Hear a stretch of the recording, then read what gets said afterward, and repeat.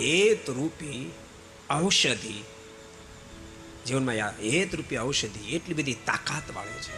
ભલભલા રોગને મિટાવી શકવાની સક્ષમતા છે. ભગવાનને સંતોમાં તો હેત કરજો, ભક્તોમાં તો હેત કરજો, પણ પરિવારમાં પણ તમે જો પ્રેમનું વાતાવરણ સર્જશો ને તો કોઈ પ્રકારનો રોગ થશે નહીં, અને થયો હશે તો પણ મટી જશે. સાંભળો છો ને? ત્યાં ઘેર ઘેર રોગનો કોઈ પાર નથી.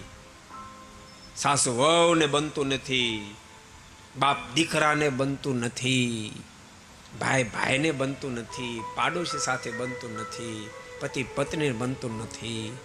આ બહુ જબરો રોગ છે. આ બહુ જબરો રોગ છે. માણસની પાસે બધું જ હોય પણ શરીરમાં રોગ હોય તો કશું ગમે નહીં.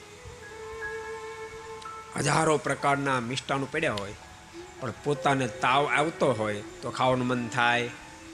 એકે સ્વીટ એકે ફરસાણ એને સુખ આપે ન આપે. કેમ? એને રોગ છે. એમ ભૂલતા નહીં, સંઘર્ષ રૂપી રોગ પર જો એન્ટ્રી કરશે ને તો હજારો પ્રકારના વયોધાનો હશે તો સુખ લેવા દેશે નહીં. તો રોગને મિટાવવા માટે જબરજસ્ત ઔષધિ ખાઈ.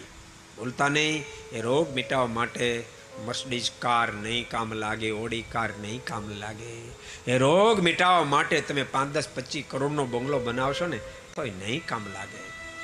આખું શરીર સોનાથી મઢી દેશો કોકનું તોય કામ નહીં લાગે, તોય નિરોગીપણું નહીં આવે. સાંભળો છો? તો નિરોગીપણું નહીં આવે. પરિવારમાં જેને નિરોગીપણું લાવવું હોય એવા ભગવાનના ભક્તો કઈ ઔષધિ વાપરજો?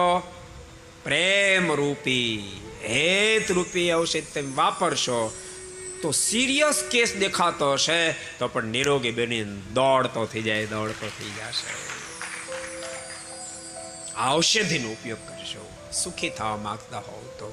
આજ ભક્તો ઘેર ઘેર બહુ મોટા પ્રશ્નો છે. આજ માણસનું માઇન્ડ પણ બહુ સેન્સિટિવ થઈ ગયું છે. છોકરાને તમારે જરાય કહેવાતું નથી. જરાક તમે કીધું, જરાક કઠણ કીધું તો સીધો સુસાઇડ કરવા માટે ડિસિઝન લઈ લે છે. એવી પોઝિશન છે. તો છોકરા ન કહેવું, એ જેમ કરે એમ કરવા દેવું. બોલતાની તમે કહો તો મોતને સ્વીકાર લે, અને ન કહો તો તમારું મોત ઊભું થાય એવું સર્જન કરે. કરવું શું? સમજાય છે મારી વાત? તમે કહો તો સુસાઇડ કરી લે, મોત સ્વીકારી લે, ન કહો તો તમારે મરવું પડે એવું કંઈક કરી દે. તો કરવું શું? કરવું શું? મરી જવા દેવો કે મરી જવું? જય સ્વામિનારાયણ. એવી પોઝિશન નિર્માણ થાય. કાં તો ઈ મરે કાં આપણને મારે. શું કરવું? અને મારે રસ્તો શું? કઈ દુનિયાની ઔષધિ છે? માત્ર એક પ્રેમ. તમે જરૂર તમારા દીકરાને કહેજો, દીકરીઓને કહેજો, પણ સીધું વાઢે નાખે એમ નહીં. એને પાસે બેસાડી 2 શબ્દોને કહેજો. તમને એમ લાગે કે એ નથી સ્વીકારતા, તમારી આંખમાં આંસુ ભરાશે ને તો આખીર તો એના દિલમાં દિલ છે. એને જ્યારે પ્રતીતિ આવશે કે મારા મમ્મી મારા પપ્પા જે કહી રહ્યા છે એ મારા હિતને માટે કહી રહ્યા છે, મારા સારા માટે કહી રહ્યા છે, એવી રીતે હા પડી જશે. એ સેકન્ડ એ વાતને સ્વીકારી લેશે. જ્યાં સુધી એને વાતની હા નહીં પડે ત્યાં સુધી એ ક્યારે નહીં સ્વીકારીને વાતની હા પ્રેમ રૂપે પદાર્થ છે કોઈ દી ન પડે. લાફો મારે તો આ નહીં પડે, યાદ રાખજો. લાફો મારે તો આ નહીં પડે. ઘરમાંથી કાઢી મૂકશો તો આ નહીં પડે. 1 રૂપિયો વાપરવા નહીં આપો એમ કહેશો તો આ નહીં પડે. એની સાથે બોલવાનું બંધ કરી દેશો તો આ નહીં પડે. પણ ત્યાં પ્રેમ રૂપી ઔષધિ જો તમે વાપરશો ને એને આ પડી જશે ને આ પડતાની સાથે રોગમાંથી નિરોગી પણ આવી જશે.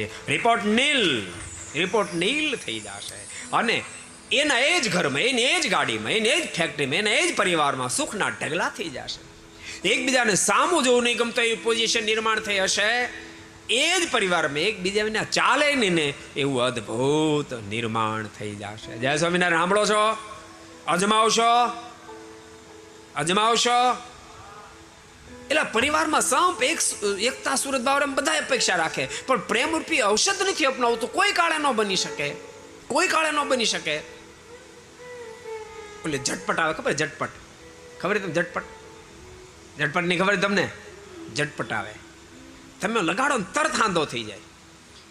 ભૂલતાની એ ઝટપટ છે ને પદાર્થનો હાંધો કરશે. પ્રેમ તો ઝટપટ કરતા 1000 ગણું શ્રેષ્ઠ કામ કરશે. ભલભલા વિખાઈ ગયેલા પરિવારને પણ જોડી દેશે. को पसंद आया हो तो लाइक करें और शेयर करना मत भूलिए. सब्सक्राइब करें सरदार कथा चैनल को और बेल आइकॉन पर क्लिक करना मत भूलिए लेटेस्ट वीडियो सबसे पहले पाने के लिए.